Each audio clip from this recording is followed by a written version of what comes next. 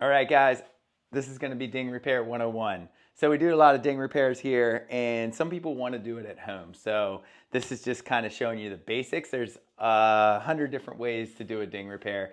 The goal is to get it watertight. If you're not as worried about what it looks like, you just need to get it watertight. So we're going to go through a couple steps here so you can do it at home. So let's get started. All right, now here's the list of things that will be helpful in doing the ding repair. So, and I'll give you some options if you're doing more than one or you're doing this full time, you might want different tools. First off, a pair of glasses. Glasses are key. Don't get stuff in your eyes. You're gonna be sanding fiberglass, so you want those. I use a breather mask because we do them all the time. You could use like a COVID mask or something like that if you're just doing one, but definitely something to not breathe in the particles. Here's a utility knife. So this is bare bones. You know, just use a utility knife, cut away all the bad fiberglass. This works completely fine. So if you don't have any of these other tools, use a utility knife. What I like to use is a Dremel tool. It's what do they call them? The Multi-Pros. And this has kind of a cutting bit on it. It's like a carbon or graphite cutting bit that cuts away. It doesn't dent the board, so I really like to use that. If you're doing a lot of these, you know, that might be a good idea. And this is an oscillating tool. So another option, this one's Milwaukee, but you can, a lot of people have these laying around, so you can kind of cut out the bad spot with that. So those are the tools you'll need. You also need epoxy and fiberglass, which I'll show you later on, but this will at least get you started. Okay, so here's the bad spot on this particular board. As you can see, it's cut through the glass and it's really spongy. So what we're gonna wanna do is cut this bad fiberglass out. That's the first step. Cut all the bad fiberglass out, anything that's spongy. If it's just cracked, here's another one on the rail. This one, there we go. If it's just cracked kind of, but there's still fiberglass underneath and it won't take in water, we're just gonna sand that down and then put a little layer of fiberglass on it. But this is your ding repair. So we're gonna cut all this bad stuff out, and that's our first step. All right, I'm gonna cut this with the Dremel tool, but if you use a utility knife, basically you're just trying to score the fiberglass. So you'll cut multiple times down it until you get through to the foam. And you'll just basically cut a box. So you just cut all the glass off like that. You'll cut this way, this way, this way, and pull up the old fiberglass so you see the foam underneath. I'm gonna go ahead and do the Dremel tool.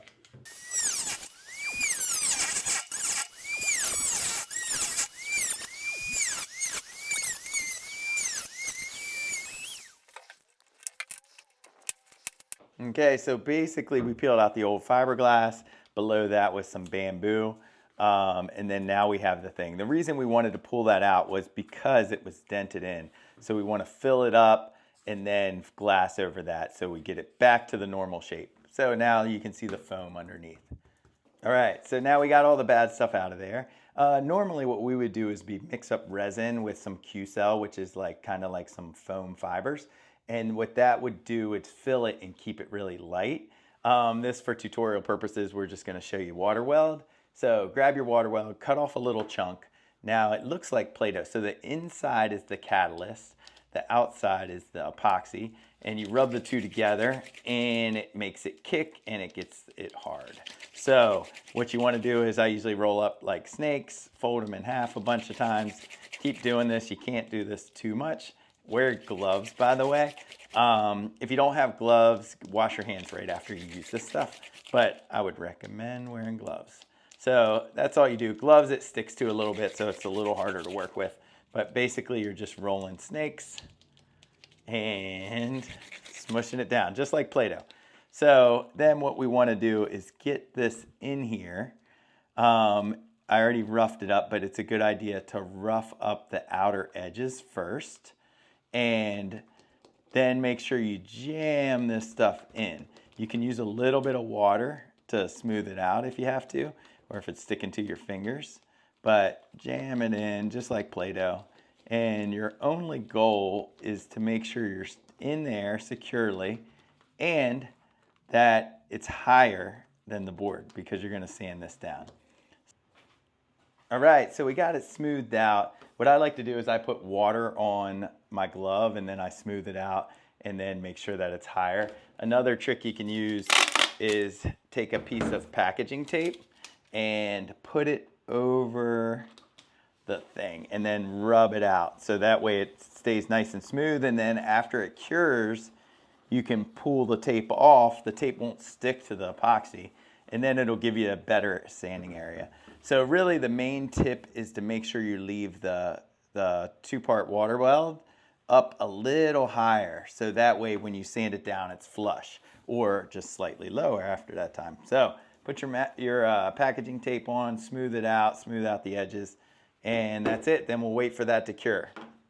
All right, now that the epoxy is fully cured, we're gonna go ahead and start by taking the tape off. So we'll just peel the tape back. It won't stick to the epoxy. All right, and then you might have to clean that up a little bit. But, and then next up, we're gonna sand this so it's flush with the board.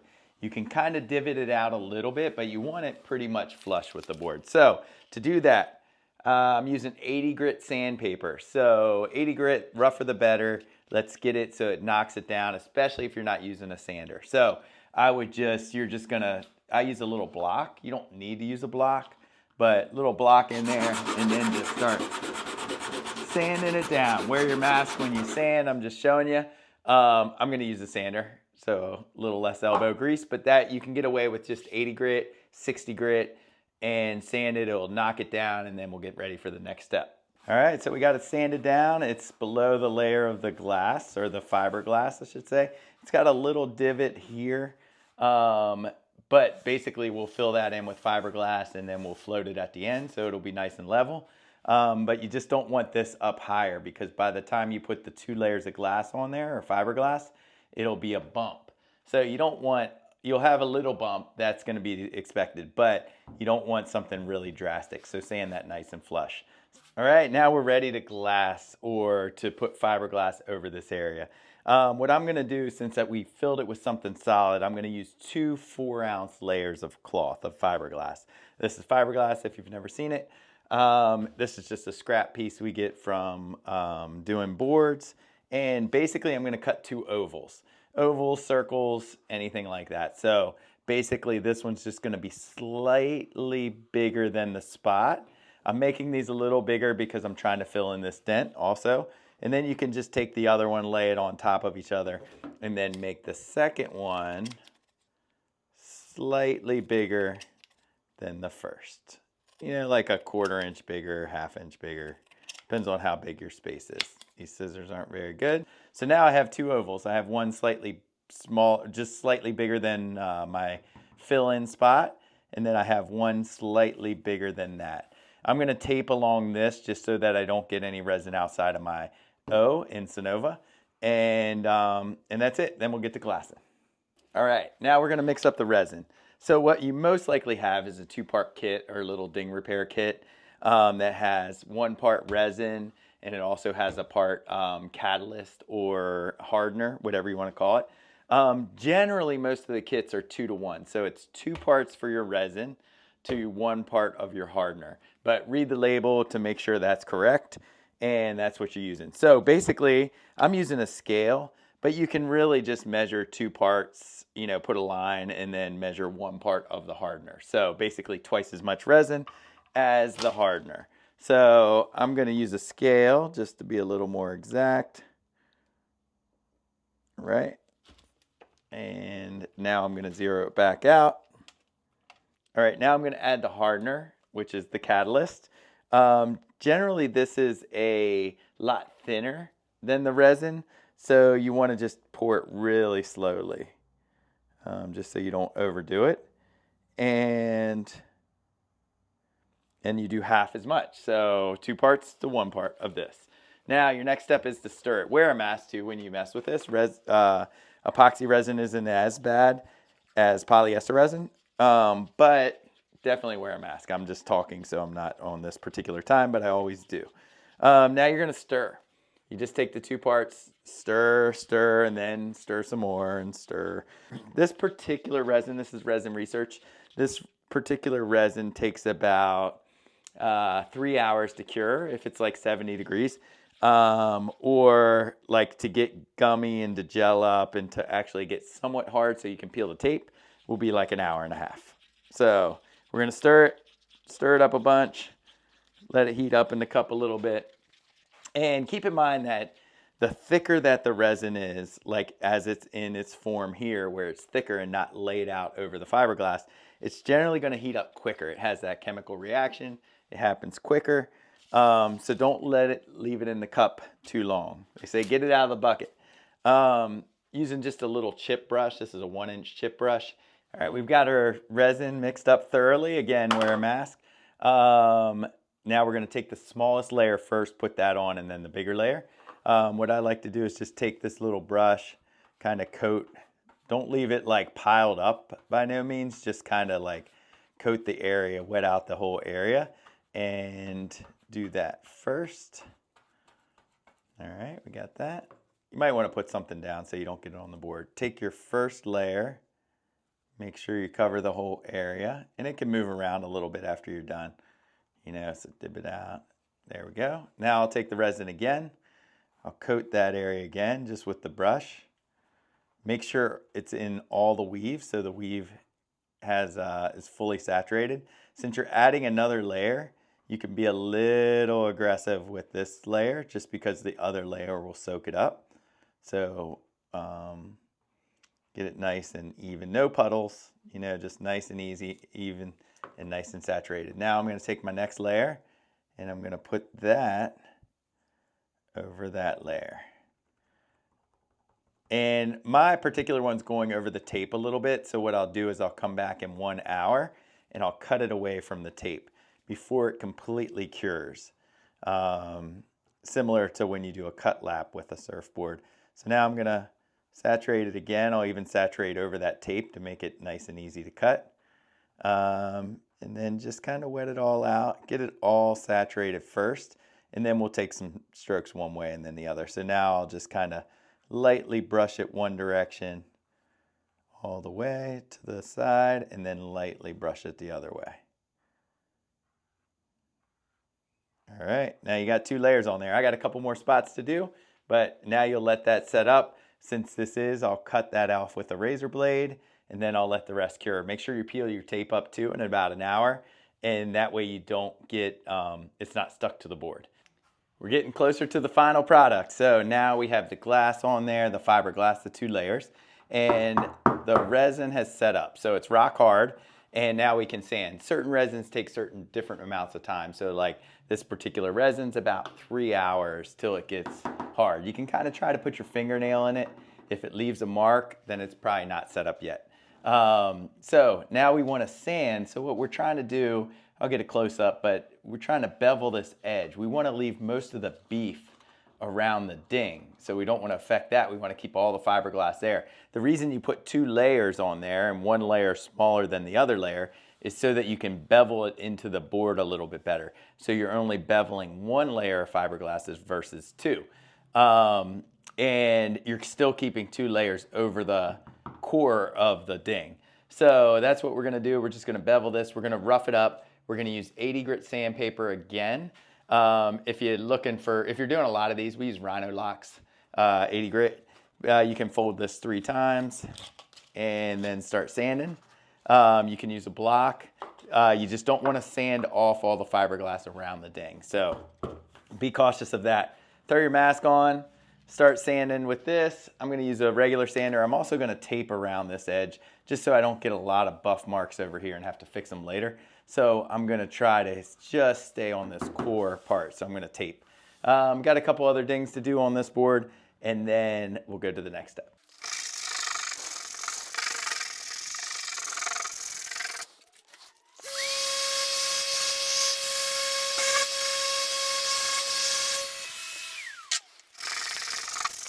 Okay, at this point, we have a nice sanded area. We just used 80 grit, and the reason we only used 80 grit and didn't bring it up higher is because we're gonna put on another layer of resin, which is called the hot coat, which is just the last layer of just resin. What that does is it fills in any like pits in the weave. It also will help blend where you sanded. So if you sanded and it went down a little bit from the patch being high, it'll help level that out, and it'll just basically coat it. So I have my 1-inch brush. I already have my resin mixed up, so I used 0.6 ounces or 0.06 ounces and half of that, so 0.03 with catalyst. So remember, read your resin. to see how much, but you can see it's only about a quarter way up in this Dixie cup, and that's going to do 4 dings on this area. So I'm already mixed up, so I'm not too worried about that. But what I'm going to do is just dab my brush in and kind of just like you would be painting, I'm going to just start getting a layer on there. So you can go one direction, go the other direction, and then when you finish it up, there you go. So now what you want to do is kind of get a nice layer on there, but not super thick and runny. And then basically once it's on there, you want to just brush it slightly, working your way from one side to the other. And all that's doing is evening it out. And you're just using the weight of the brush. So what I'll do here is I'll start in the middle and go to that side. And I'm just using the weight of the brush. Then I'll go to the middle, to the other side. And then you're going to leave it.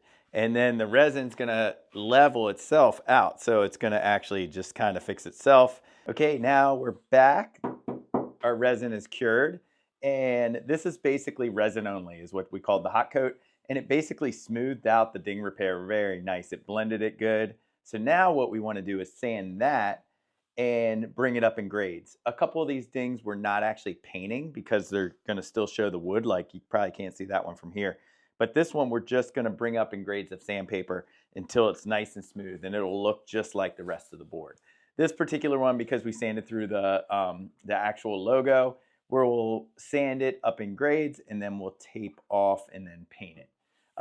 So in doing this, I'm going to start with the same thing. I'm going to start with 80 grit, but I'm not going to really dig into this. I'm just going to try to knock down the shine. I want to make it so that nothing's shiny.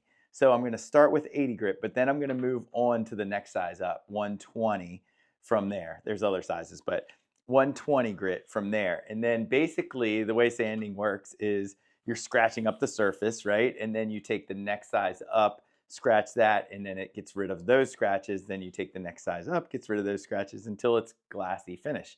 We're not going to bring it all the way up because we're going to paint it. So we want it somewhat a little still scratched up so that the paint adheres, but we're going to go like 80. We'll jump to 120. I have 220 here, 220 grit. And then I'll jump up to 400 and I'll do 400 dry and then I'll wet sand 400. Wet sanding, all that is basically, you can take a bottle of water or just splash some water on there. And that's your last step. And you're really just getting all those little scratches out and you'll see it'll look really glassy at that point. You can bring it up higher, like on these areas, you can bring it up to 1,000, 2,000 grit, which would be fine for those. This one, since we're going to paint it, we just want it really smooth, but we want the paint to still adhere. So that's the next step.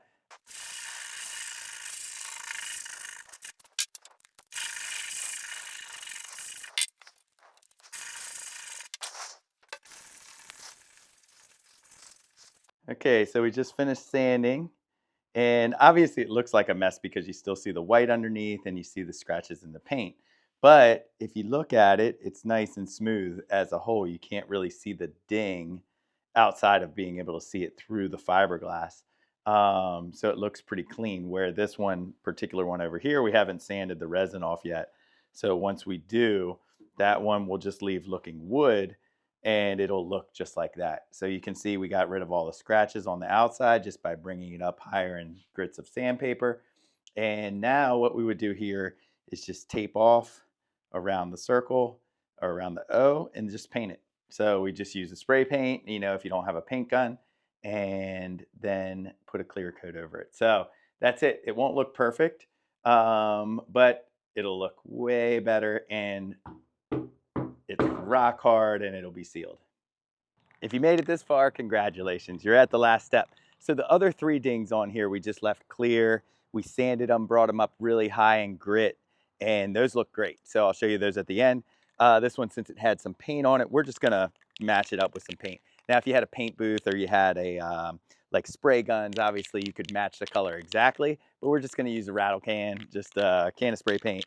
It's not even that close, but it'll look better than leaving it like that. So we'll basically hit it, maybe 2 coats. And since the ding's in the middle of the O, we're just gonna do it as a solid block. So make sure you shake it up really good, spray it on, spray it first, and just keep it moving. You want to wear a mask with this as well. Since I'm talking, I'm not wearing it. All right, there we'll catch one coat. We'll change direction, spray it again for another coat, and then we'll spray a coat of like a clear coat, which is gonna be a matte finish because the board's kind of matte, and over top of that as well. So we're almost done. We're at the home stretch. All right, so we hit it with a couple coats of gray. That looks good. And then what you can do is you can peel up one little layer so you run the clear coat a little further than your actual paint. So you make sure it seals it really well, or in case you have to sand that little edge down to make it look a little bit cleaner. But while it's still taped up, just hit it with clear. This board's matte coated, so I'm gonna hit it with matte clear, and that's just gonna seal the paint. So that's the last step. Spray it out first. You can use 1 or 2 coats of this, just a light coat. Just keep it moving. Again, when you do this, wear a mask and use it outside. Just keep it moving. You don't want it to glob up, and then that's it. All right, you made it to the end. All right, everything's done. We painted this. Obviously, that doesn't match perfect, but it looks better. You could paint the inside if you wanted to match it up. Here's a clear one that's sanded. You can see where it was, but it was a big crack to here. So that one's clear. There's also one over here that was clear patched as well. And that's it. All right, I hope you enjoyed the video. Thanks for watching.